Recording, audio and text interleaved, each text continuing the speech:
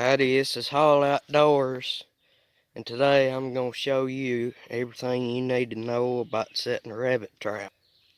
The first things first, this here's a rabbit trap. Pretty simple, pretty self-explanatory. It's got a trigger right here with a nail in it. Now, what the rabbit's going to do, or whatever you're going to catch, whether it be a possum or a squirrel, is he's going to step on this trigger.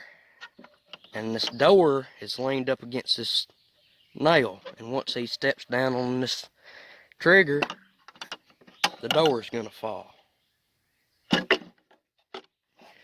Now usually you're going to want to bait these with apples.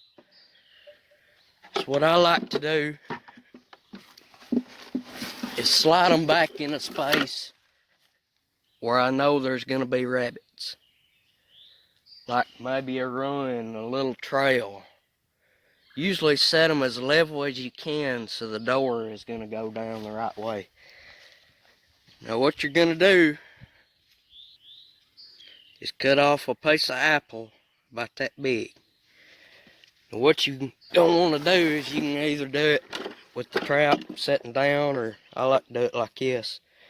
Simply throw the apple in the back. Make sure it's not under the trigger, or else the door won't close. Now depending on what time of year you're doing this, I'm doing this in the spring. Depends on how much apple you're going to want to use. Now, in the springtime, rabbits have more to eat, like vegetation, leaves, whatnot.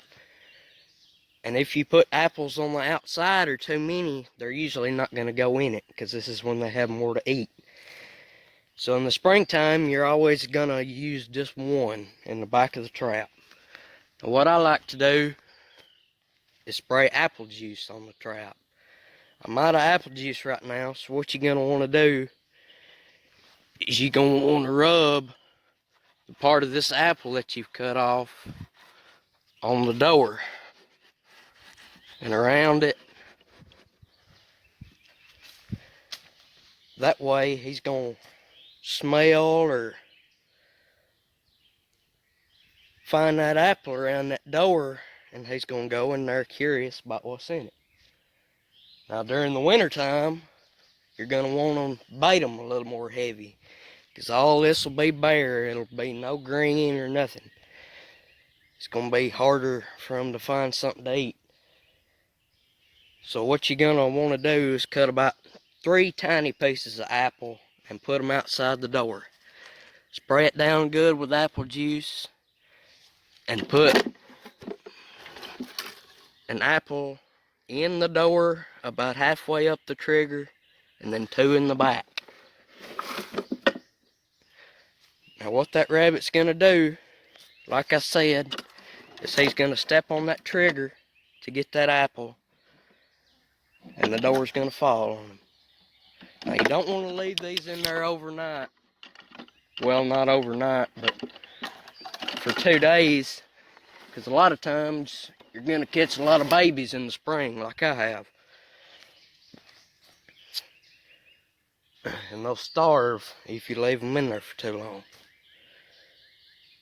So I'll get back with you once I catch one, and I'll show you about how it worked. And see here, this is where I've seen rabbits. I have rabbit dogs that I train with these rabbits. So I have about 26 of these traps set out right now. And the number of traps you set out is really about how many rabbits you're going to need. Now, the door on this one's closed. I don't know if you can see them or not.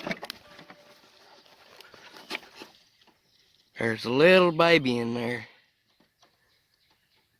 It's probably kind of dark, but I'm going to let him out. And you really don't want to turn these out in front of rabbit dogs, especially the little babies. They're harder for them to run.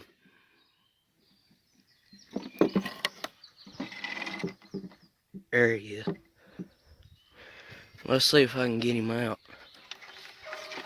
A lot of times when you gonna wanna let one out, just turn the trap upside down and he'll go out. See, he ain't paying me no attention.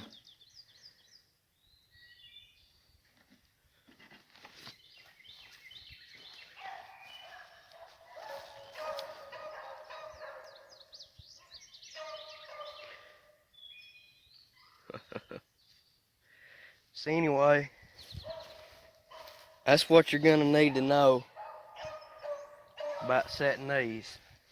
Pretty simple. I'll probably make a video later on about how to make one of these. It's pretty simple in itself too. I'll catch y'all later.